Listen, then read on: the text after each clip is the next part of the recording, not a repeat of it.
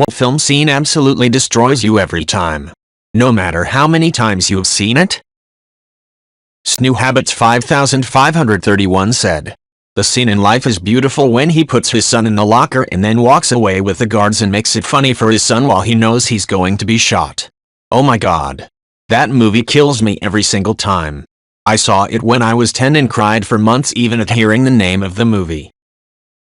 Lucky A Giraffe said, "The whole second half is excellent with the way he attempts to desperately and selflessly preserve his son's innocence in a concentration camp is heartbreaking.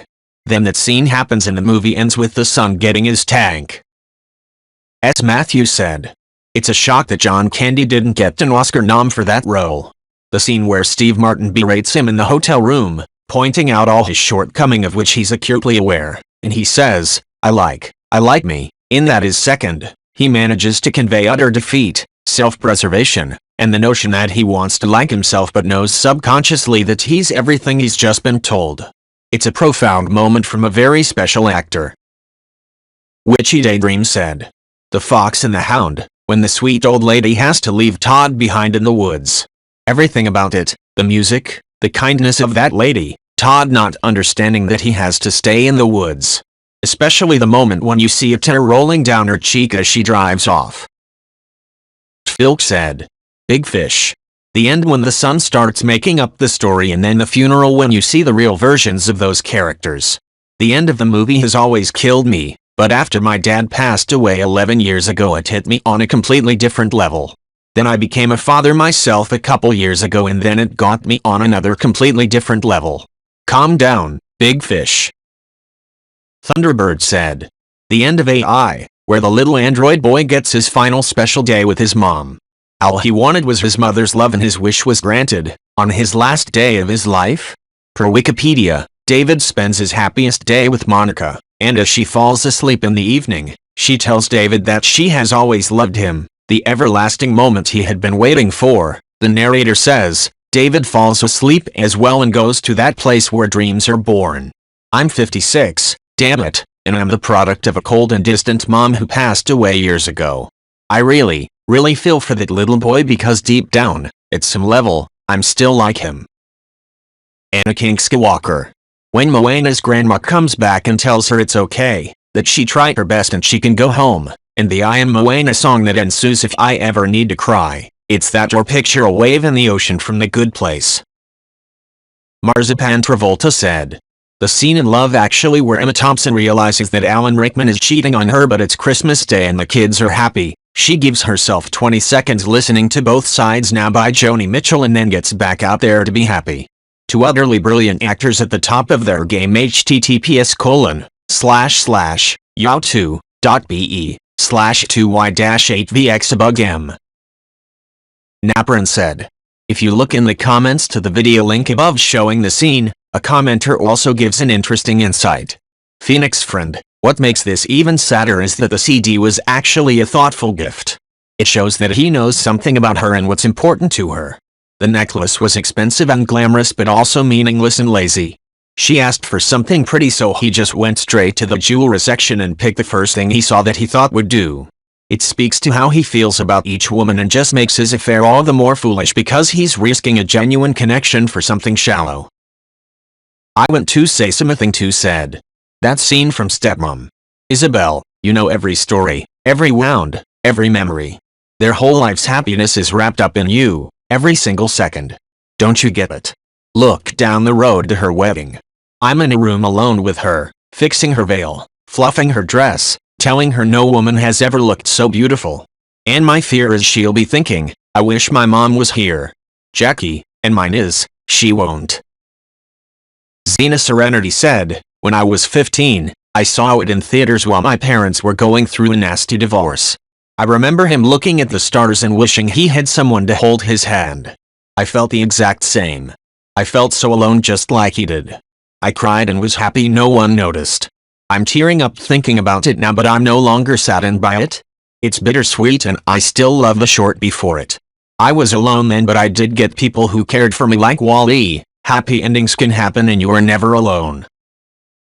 Lily Conley said, "When Jack Nicholson gets lobotomized in One Flew Over the Cuckoo's Nest.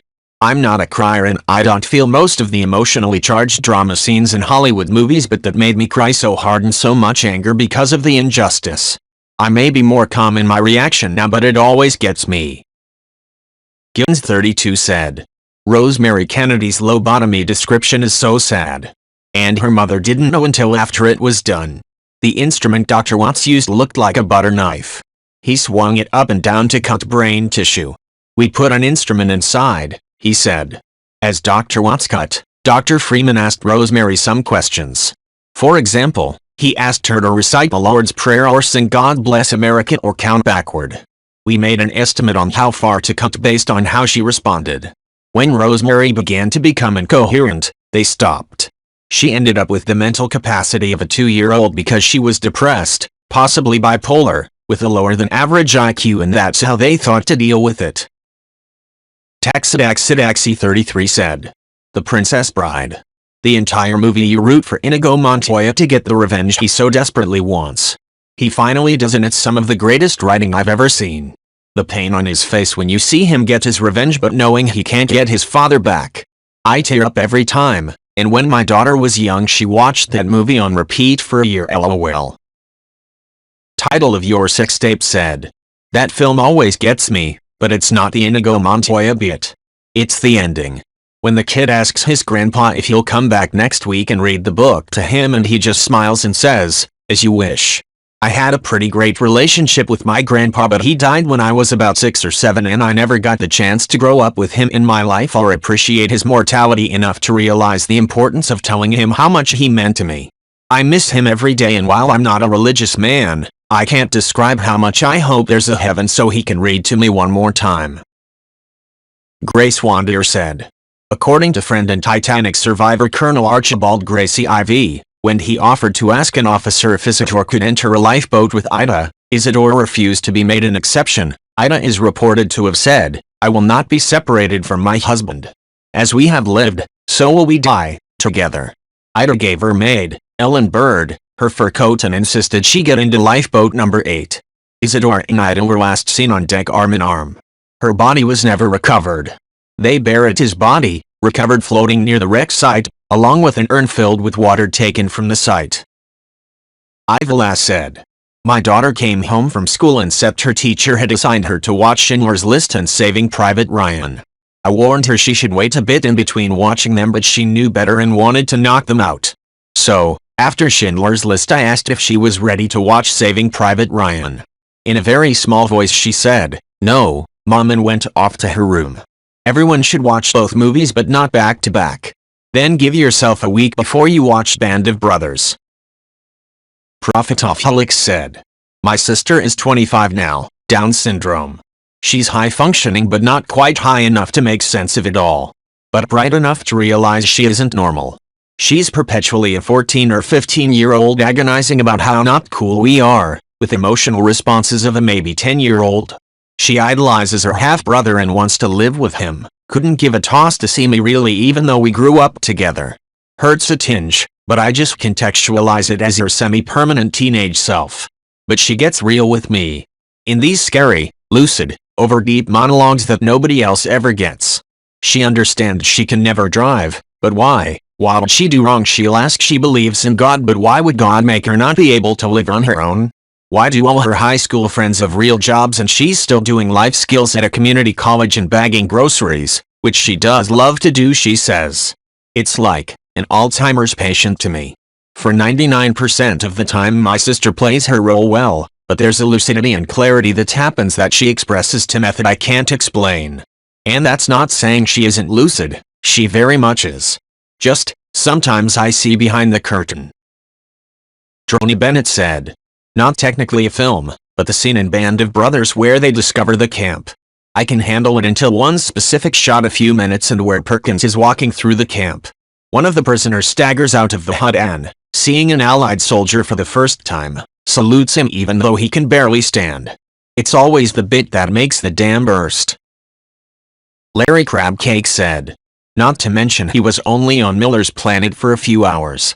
It was the first part of the entire fucking mission, the first planet they landed on. And in that short amount of time, his kids grew up, had a grandchild, the grandchild died, and his father-in-law died. All of that happened over the course of 3 hours from Cooper's perspective. 3 hours. The whiplash of emotions he must have gone through, his son graduating high school and getting his first girlfriend, the excitement to learn that he had a grandchild, and then the hollow emptiness to learn that he died. Then his own father-in-law died. Then his kids abandoned all hope of him ever coming back. Then radio silence. Couldn't do a damn thing about it, never even got to say hello or goodbye, because the messages were from years, some even decades ago. Man. Edit, father-in-law. Dancord said. Jojo Rabbit, the final scene where Jojo comes out into the street as the American soldiers are driving by. When Elsa slaps him and then they dance to Bowie's Heroes. The relief that it's all over, the forgiveness and love from Elsa and the fact that Jojo has come through as a hero. Gets me every time. The quote following it by Rainer Maria Rilke sums it up perfectly. Brawl said not a film, I know, but there's 2 MASH moments that kill me every damn time. Actually there's many moments that get me every time because I am a big softie, but top 2. Basically the entirety of Abyssinia, Henry. No matter how many times I've seen it, I still end up in tears before the end. Henry's joy that he's going home to his family, then the way Ratar so quietly and calmly announces that Henry's chopper was shot down when you know he is absolutely dying inside, the moment of stunned silence with Margaret barely holding back tears, followed by everyone just quietly going back to work on their patients. Oof. When Hawkeye is in the psych ward talking to Sydney about the time they're in a bus hiding from North Korean soldiers and a Korean woman with them smothered a chicken to keep it quiet so it wouldn't give them away. Finally he admits that there was no chicken, it was a baby who wouldn't stop crying, and Hawkeye told her to shut it up, so she smothered it. Serpent of Rehoboam said. LOTR, the 2 towers. It's like in the great stories, Mr. Frodo, the ones that really mattered. Full of darkness and danger they were, and sometimes you didn't want to know the end, because how could the end be happy? How could the world go back to the way it was when so much bad had happened? But in the end, it's only a passing thing, this shadow. Even darkness must pass. A new day will come, and when the sun shines it will shine out the clearer. Those were the stories that stayed with you, that meant something, even if you were too small to understand why. But I think, Mr. Frodo, I do understand. I know now. Folk in those stories had lots of chances of turning back. Only they didn't, because they were holding on to something, that there's some good in this world, Mr. Frodo. And it's worth fighting for. RJJM88 said. That funeral scene guts me after 5 or so viewings. In the actual theater I was whole ass crying. I wasn't the only guy in the theater sobbing either. I think the Quill-Yondu relationship really resonated with people who have abusive parents that still taught them positive life lessons. My dad was an abusive alcoholic. But still, the lessons he taught me helped me become a fairly successful adult once I worked past the issues I had. It also helps how much we did bond over classic music. Jovian Charlie 27 said. What particularly got me was that as Yondu is dying he is patting Quill, trying to let him know that it is alright. This is what he chose, to save his son at the expense of his own life. To just once do right by Quill, no matter what. Also, it was premeditated. He knew what was going to happen and he chose it with foreknowledge of his own death. It was not a heat-of-the-moment decision. As a son with a stepfather with a complicated relationship, and the father of daughters, who I feel that I have not done as well as I could, that scene is a gut punch. I can see myself in either role, which makes it all the more painful. Doppelganger 1064 said. The last scene in Planes, Trains and Automobiles where Steve Martin, Neil, and John Candy's, Dale, characters are trying to get home to their families for the Thanksgiving holiday. Martin's character Neil didn't realize that Dale has no family to see for the holiday. They enter into Neil's house. Neil introduces Dale to his family. Neil's wife comes down the stairs to greet her husband. The joy and love you see from Neil and his wife is heartwarming. Candy's character Dale is so happy and then you sees them together, then he melts as the sadness washes over him, remembering the death of his wife. Planes, Trains and Automobiles last scene. Jump to the 4:30 mark. Horses Run Free said. Ooh man, there's so many. The bear, where the mama died when the boulder fell on her head. Or when the little boy cub is attacked by a cougar, I think, and his nose is all bloody and he stands up on his hind legs, roaring, screaming at the cat, trying to be so brave but doesn't realize that the big Malay is standing up behind him, scaring the cougar away. The Disney film, Secretariat, when he runs the final Belmont race for the Triple Crown. True story, back in the early 70s, he won by 31 lengths.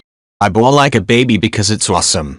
One of the latest Jurassic Park movies, I forget which one, but there's a scene where a boat is speeding away from the island. There's a brontosaurus or something at the dock. They're trumpeting, screaming, they're so scared, and then this huge fireball comes down the mountain and they die and you see it. I'm starting to cry even right now, damn it. I hate this shit. It hits me more with animals for some reason. Cat Cadet said, just rewatched the first Guardians the other day. Such a damn good movie. Honestly, the peak finale gets me going more than the weird Groot part. When it flashes back to his mom reaching out her hand when he wasn't strong enough to grab it, to Gamora reaching out her hand to help him with the Infinity Stone, just wrecks me. That, and 5 minutes later when Star-Lord is finally opening his present and reads his mom's letter revealing her nickname for him was Star-Lord, and then right into Ain't No Mountain High Enough. And finally one more chance, baby Groot dancing, tears of happiness. So many emotions at the end, that movie is amazing. Professional March 54 said, my dad took me to see that, because we were reading the book in school and he wanted a fun daddy-daughter date thing. I remember walking out of the theater with him, after it was over, and he kept saying, it's a kid's movie. Who kills the kid in the kid's movie? I rewatched it for the first time since not that long ago. I was pretty much a lost cause from the minute he decided to go with the music teacher. Seeing her walk away like that for the last time, I was bawling. I mean, that's some real adult fear right there. I understood where his parents were coming from, and was crushed for her parents. Here I go again. PM me your soft dick said, Arrival, the story of your life for the novel it is based off of. The reveal of what the main character knows and the implications of the chronological breaks in storytelling have for the emotional and mental state of the Mick are just heartbreaking. Yes, it is a sci-fi story about communicating with aliens, but the underlying themes about the pain of motherhood and the difficult choices we make for our loved ones are so poignant and expertly woven throughout the story that the fiction melts into a framing device for those very real themes. Spoilers explaining what I mean. Exclamation point. Birthing and raising a child despite knowing years in advance that she will die before her mother. I'm a childless man and that ties my stomach in a knot. I can hardly imagine what a mother must feel about that concept.